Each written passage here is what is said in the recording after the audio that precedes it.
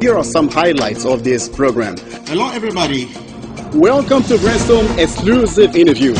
Our education should be corrected, adapted, and updated.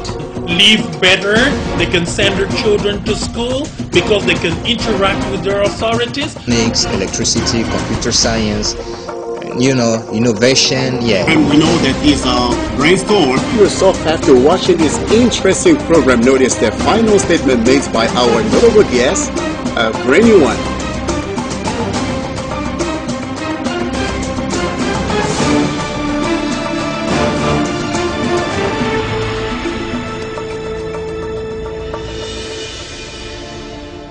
Hello everybody, and welcome to Brainstorm.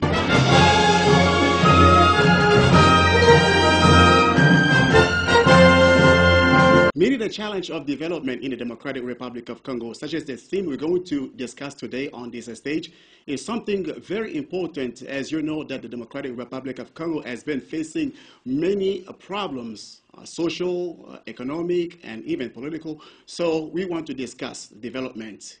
And there are those problems that can be obstacles to development.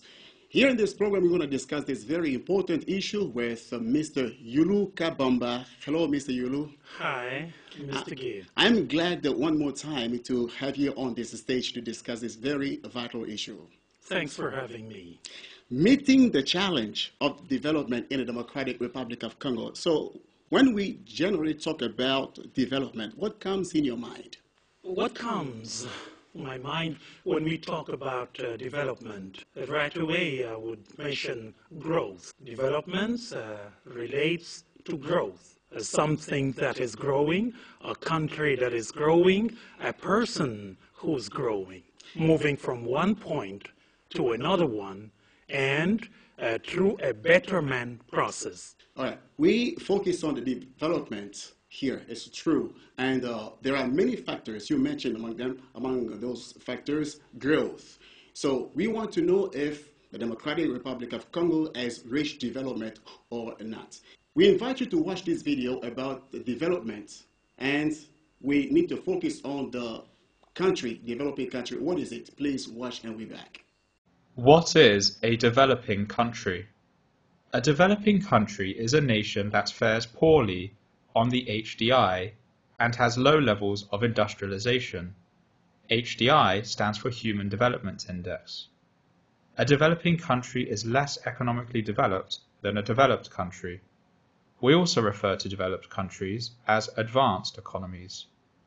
A developing country is a relatively poor agricultural country that is trying to become more advanced economically. It is also seeking to become more advanced socially. On the left-hand side of the screen, there's a world map of countries by their HDI. Compared to the advanced economies, in a developing country, there are relatively low levels of access to safe drinking water, hygiene, sanitation, health services, and good schools. There are relatively high levels of corruption, road accidents, violence, and infectious diseases. In the large cities of developing countries, pollution levels are much higher than those of the advanced economies. Pollution levels in Mexico City and Shanghai, for example, are much higher than in London or Tokyo. Many organizations do not like using the term developing country. The World Bank, for example, uses the terms low-income countries and middle-income countries. Developing countries whose economies are becoming more sophisticated rapidly are often referred to as emerging economies. An emerging economy is a developing country that is expected to become an advanced economy within the next couple of decades. Mexico and Turkey, for example, are frequently referred to as emerging economies. Thank you for watching this Markets Business News video on developing countries. Now, why do you think it is essential to discuss this issue? It's important to discuss this issue because we are in the Democratic Republic of Congo, because oftentimes we deplore certain situation. Recently at the university, students destroy things Is it in compliance with the ethics that students should act like that? Is it moving forward or moving backward? Is it something we could expect to see in a developed country or something that we should not expect? That is the reason why we need to discuss development, and it is very essential. Okay, from these examples, let's be clear and pragmatic. Since 1960, the Democratic Republic of Congo has not taken off in terms of development. So you think that this concept can one day be applied in the Democratic Republic of Congo, development in terms of growth, in terms of people's mentality? It will apply to the Democratic Republic of Congo, provided they put themselves in the course for development. Provided they do that, it will happen. But when will it happen? Development is so complex. First of all, at the university level, today I want to focus more on that aspect. If you have a mindset with the scholars in your country who did not develop themselves since decolonization time, what does it mean, decolonization? It means that you've opted for a new mindset of the free, of the people determined to develop their country, their nation, and themselves. But such is not the case. We are still dependent on the theories of others. Look at all these different concepts, underdeveloped concepts. You have concepts like the third world, all that. We are still locked there, while we could have used our own scholars to come up with revolutionary paradigms and in order to lead the development in the society. You see? But we have not done so. We're still dependent on those theories and therefore locked in that. No way out. There seems a discrepancy between the growth that is included in the development, because you mentioned really lately that development implies also growth. But now you talk about people's mentality or people's mindsets. Is there any connection between growth in terms of economy, in terms of the production, and also people or citizens' mindsets?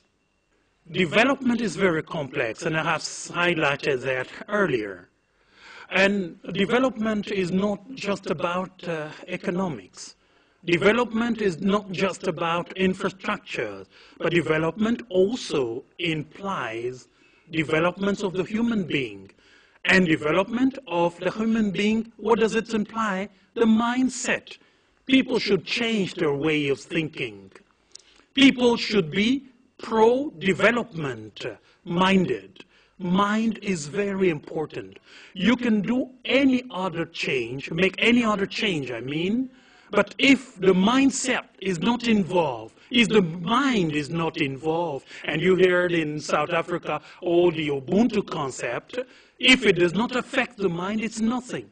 Because the human being is capable of destroying whatever you see good today. But now let's come to DRC. It's true that mindset is absolutely necessary, but you think there are several problems because the concept of development is really broad. Which sector should be given much attention as regards development in the Democratic Republic of Congo? More attention should be given to the human being, the mindset. And if I had to be among the policymakers, I would recommend that there will be fewer people in the street doing nothing. I would recommend that people become actually busy studying or busy working. Reduce the number of those doing nothing, because that is a time bomb, and no development can come. And now, if we do not open up the society, if there is no loyalty in the society, if we do not have the real values in the society, then it's just nothing. Anything we can do can collapse anytime. So now, globally speaking, if you, from your understanding, development concept, is it really relative or absolute, depending on one state or to another? It is relative. Why do you say so? Why am I saying so? Because what is good for you, sometimes it's bad for me. And in terms of the values, we would say that there is commonality. When we talk about the values, you know, the basic values for development, the same. But what I like is not what Americans may like, or what Asians may like. Means, sometimes also, I personally say somebody who's in a village in the Congo may be richer than somebody who's in New York. Right. If the mindset is rests on the fundamental values, but what if the mindset of the Americans in New York, it does not rest on the real values?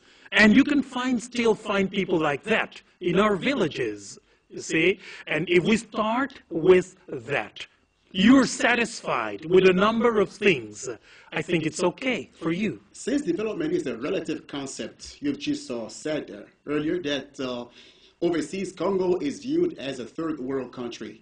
So do they define or determine the level of development in the Democratic Republic of Congo, or we should determine how much we are developed in the Democratic Republic of Congo? We are the one to determine what we want. We are the one to come up with a concept. It's a, you know, we went through the colonization.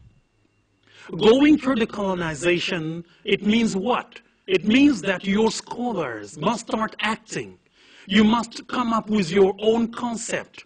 I think we may have, you know, like in America, in Europe, they talked about John Maynard and other theories. But we should have our own. We should develop our own concept in order to come up with the measurements which are our own, the indicators which are our own. I think there is too much dependency on the Western world. So would you like to tell us or tell the audience some assets of development in the Democratic Republic of Congo briefly? What we have as a potential of development in the Democratic Republic of Congo? A lot of potential. A lot of potential. I would start by mentioning the human being. We have, how many people do we have? Look at the youth that we have. Unfortunately jobless, but they are looking for a job. And that is the responsibility of the government to give them a job, to give them also the necessary skills. That is key, the population that we have. Two, we have a land. And what kind of a land? It is, you know, huge. Like a subcontinent. And what is in the land that we have, in the soil, in the subsoil, and you know what are the resources that we have. So we have all it takes. And look at nature itself, the sun. Look, we have water. Look, we have everything, really. And we have seasons, the different seasons, the dry and the rainy seasons. Some people haven't seen the rain for how long, I can't tell. This video is going to back up the statement made by Mr. Yuluka Bamba, meeting the challenge of development in the Democratic Republic of Congo. The Democratic Republic of Congo, facts. Watch this video and we'll be back. 1. The Democratic Republic of the Congo, DRC, is the second largest country in Africa by area, after Algeria. 2. It is home to the world's second largest rainforest, which includes the Congo River Basin and is home to numerous endemic species of animals and plants. 3. The country is rich in minerals such as gold, diamonds, copper, cobalt, and coltan, a mineral used in the production of cell phones. 4. The DRC is the world's largest producer of cobalt, which is used in the production of batteries. 5. The DRC is home to the world's second largest population of bonobos, an endangered species of great ape. 6. The DRC has the potential to become a major producer of hydroelectric power due to its many rivers and waterfalls. 7. It is estimated that there are over 200 ethnic groups in the DRC, each with its own language and culture. 8. The Democratic Republic of the Congo is the only African country to have never been colonized. 9. The country is home to 2 UNESCO World Heritage Sites, the Virunga National Park and the Kahuzi-Biega National Park. 10.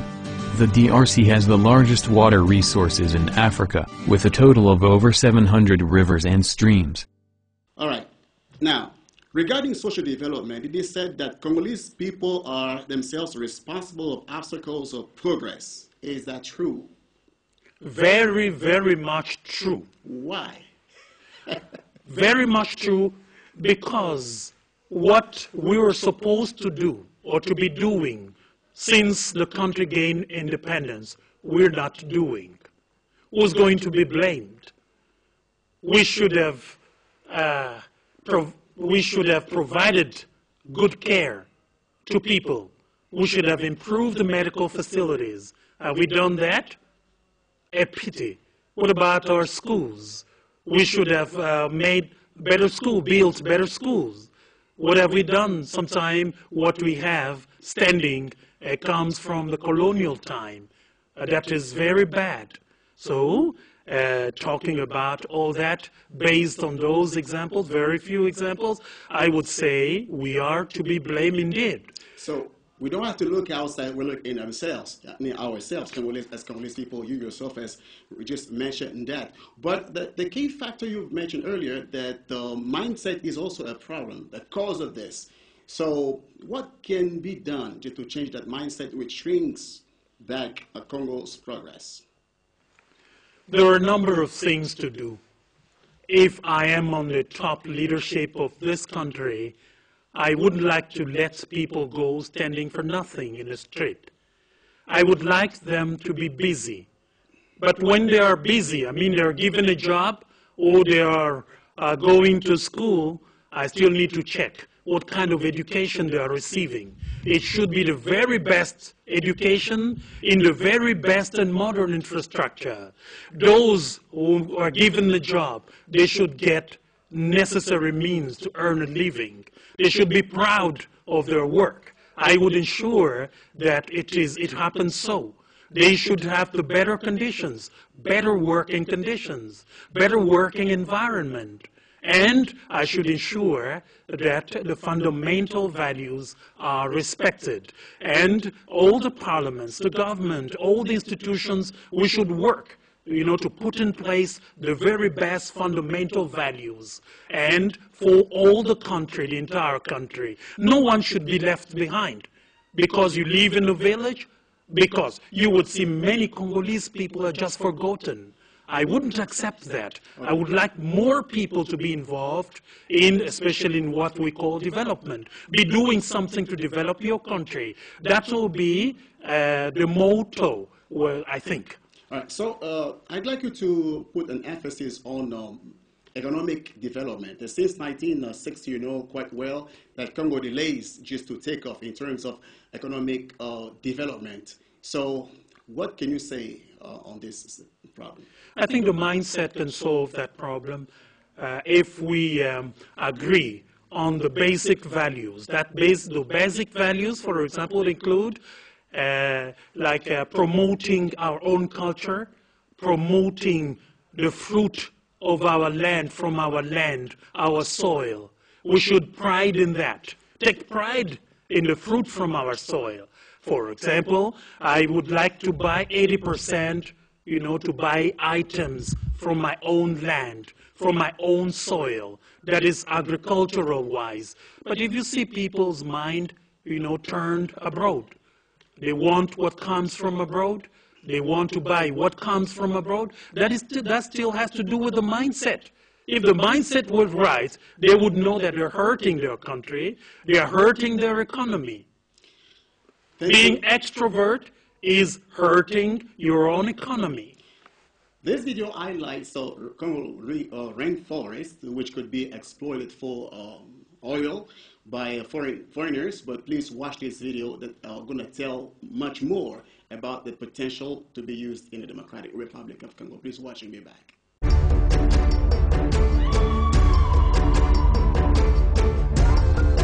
Along the most powerful river in Africa lies the second largest rainforest in the world. You will travel from north to south, from east to west, where livestock and arable land create a perfect balance.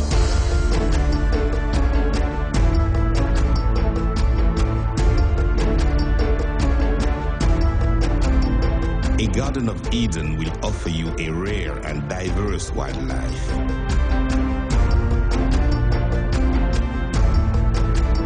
World's capital of cobalt, this land blessed with minerals, precious stones, hydrocarbons has so much to offer to the world.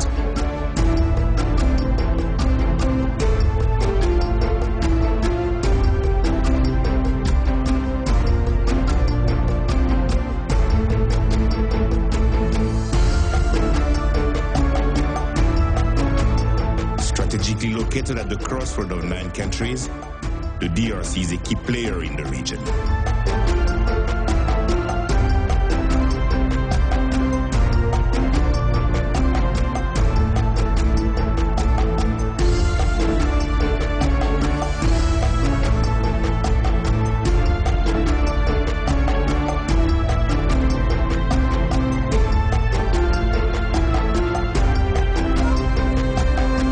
With increasing access to technology, financial and mobile services, Congo is open to global markets like never before. The population, young, dynamic and creative, will charm you with its talent and originality.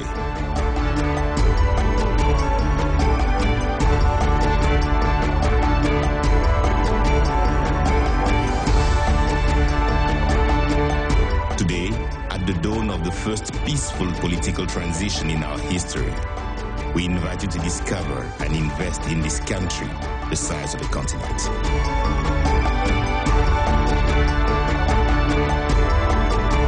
Because we have so much to offer, together, let's build the DRC.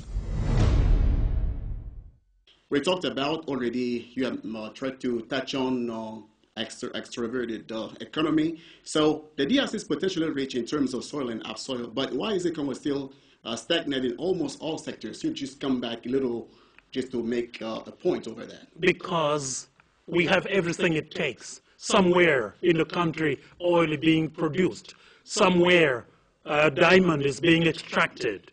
Everything is being done, except that nothing is developed. Is that a social or political problem? That is a political problem. It has to do with the policies. It has to do with the decision making. You know, if you make the right decision to get people to work, to get people to develop their potentials, that would be great. If we learn to, to produce, to do a mass production, then we would export. And then we will get the currency, the hard currency. We will get a lot of money, and people will discover new realities, and they will have new living conditions. That's what would happen. But nothing is developed. There is no growth, and that is a pity for a country like ours. Look at, you go to the shop now, you see, even the fufu is being sold to us from foreigners' shop. Okay. Concerning mining area, we'd like you just to watch this video to say President of the Democratic Republic of Congo, how he tried to review the Chinese deal where, as regards the mining sector. Please watch this video and we'll be back. Back in 2008, the Democratic Republic of Congo struck a big deal with Beijing. China's state-owned firms would build hospitals and roads in return for revenues from copper and cobalt mines. 13 years on, critics say few of the promised benefits have materialized. Now a new report by a global anti-corruption body, seen by Reuters, calls the deal unconscionable. It urges Congo to cancel an amendment signed in secret in 2017, which sped up payments to Chinese investors. The report may be welcomed by President Felix Tshisekedi. On a recent visit to a mining area, he told residents he was re-evaluating relations with Chinese investors. We have noticed for some years that people come into our country with empty hands and pretend to be entrepreneurs and leave with billions in their pockets, but we remain poor. Tshisekedi's move marks a rare pushback by Congo. Now the full report will be published later this month by the Extractive Industries Transparency Initiative, which tracks money flows in oil and mining. It has no legal force, but could bolster Congo's bid to rejig the China deal and maybe make Beijing change its approach elsewhere. Jean-Pierre Okenda is an expert on Congolese mining. I think that this report might make the Chinese government think twice in terms of making deals in countries with weak governance, countries where the administration is not efficient. Global industry will be watching too. DR Congo is the world's leading producer of cobalt, now of huge strategic importance as a key component in batteries. Yes, you've just talked about problems about food and so on. But, you know, there are Congolese people living abroad. They know the situation here, back home, quite well. So why we don't have many Congolese investors to come back to invest in Congo, especially those from diaspora? That is because of the doing business environment. What kind of laws do we have? What kind of legislation do we have in place? Do we have an incentive to bring people to invest? Do we have an incentive to bring Congolese people in the diaspora to come to the country and invest? That has to do with the legislation in place. But it seems that when we talk about this situation, this problem, we look at ourselves, and it seems that there is no solution among Congolese people themselves. And solution will come probably from outside. So we put a blame on ourselves. So what can be done? Because here I mentioned Congolese people from diaspora. And they say there is no regulation. So who should put that regulation in place in order to make things work? I wouldn't say that. I would say maybe there is a regulation, but which needs improvement. But sometimes the regulation is good. But the problem is the harassment. You see people harassing other people, those in the controlling mechanism, requesting money, demanding money every time, those from the security sector coming to get whatever they'd like to get. If you are an investor and you have to start giving every time, every day, every week and every month, what happens to your business? You see? That is the problem. That is the very problem. Sometimes we cannot always be blaming the legislation. We have some good things in our legislation, but the people implementing all those are causing harassment. Honestly speaking, I'd like you to tell the audience, who should help Congo move forward, Congolese people or Westerners? Congolese people themselves, the leadership. That has to do with the leadership. I think sometimes when I'm at a university, I like to consider the fact that university has to do a lot of researches. There must be fund for research. A lot of researches in order to come up with our own concepts. But the leadership must heed the concept. But what I'm seeing here, professors are not doing what they're supposed to do. You would see them in politics. They are used in politics. Sometimes I cannot blame them because they need to survive. But if we bring lots of resources to the university so that professor would not feel or covet, what the politicians have, or to go and work in the political area. If they are proud to be like a bishop in the Catholic Church, say, I don't need any, politics. What I'm doing is, what I'm getting here is enough. If we have professors like that, who would say, I need to stay here my whole life to do research, to make research, and my whole life to produce, a lot of things from my research to help my country. If we have leadership that say, I would heed what my country people are saying, what I'm getting from there, and I'm implementing somewhere, I think that's going to help the country move forward. Don't expect anything from the Westerners. Thank you. The Democratic Republic of Congo, the land of investment, please find it out, and we'll be back. The port city of Bandaka, our starting point right on the equator, with the epic Congo, the focus of life. Here the river is larder, bathroom and transport. A hub for travel upstream and down in all manner of craft. It's what, 10 to 6, days just staring into action here in Bandaka, and we're off upriver to explore one of the oil blocks designated for auction by the government and should find some remote communities. The sheer scale of the Congo is bewildering, here looking more like a vast lake as it meanders west to the Atlantic Ocean. We're heading 2 days in the opposite direction, over 400 kilometers upstream, deep into the Congo Basin. Our journey is soon flanked by dense rainforest, giving way now and then to riverside villages where life mostly goes on as it has for centuries. It's a life that could be upturned by the government's auction of oil blocks. The DRC government launched the auction for 27 oil blocks and 3 gas blocks. And the 2 blocks is inside. And then that's why we are going there to talk with communities. People are afraid about how they will, they're asking about their land. They are thinking that they will lose their land. After the Amazon, the Congo Basin is the greatest tract of rainforest on Earth, spanning 6 countries across Central Africa, containing huge quantities of oil that the government wants to sell off to the highest bidder, worth an estimated $600 billion. After 7 hours on the water, a chance to stock up on fuel and supplies. We're a long way still from the oil sites, but I want to know what people here think about the potential exploration. We have not heard anything from the government. Our life depends on the river. We think this will cause big problems. We need an explanation.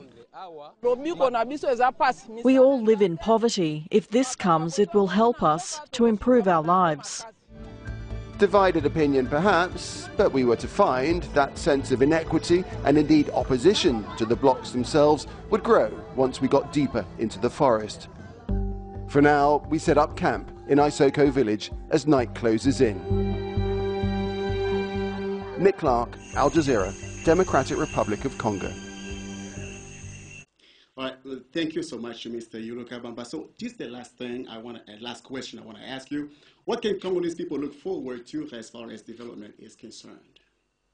Congolese people must ask the question, first of all, like an American president said, what should I do for my country? Rather than what my country should do for me. If we start like that, everyone comes up with a decision. What should I do for my country? That is the very first thing to do in terms of expectation. So it means it is everybody's responsibility, everybody's business to get the country going, to get the country moving ahead. It's very important. Number 2, the leadership. Those in a leadership position, they should just love this country, not love themselves excessively. I see they're getting rich, they're happy, but let them ask the question, are my country people getting rich? Are they growing happy? That is the question they should ask themselves. Is my country benefiting from my leadership? So that when I'm no longer there, this country will be talking about me, telling the story that I was once a leader in a leadership position. Thank you so much, Mr. Yulu Kabamba, for coming on this stage and discuss this very crucial, important issue. Ladies and gentlemen, we are very pleased to have you many watching this very interesting program about meeting the challenge of development in the Democratic Republic of Congo. We've discussed many issues and many factors of development and what are some causes of or obstacles to development in the Democratic Republic of Congo. Each and every Congolese citizen is involved in order to help the country move forward. Thank you so much for watching. Let's stay tuned on the Second National Channel, and bye.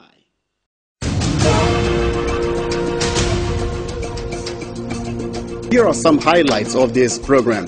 Hello, everybody. Welcome to Brainstorm exclusive interview.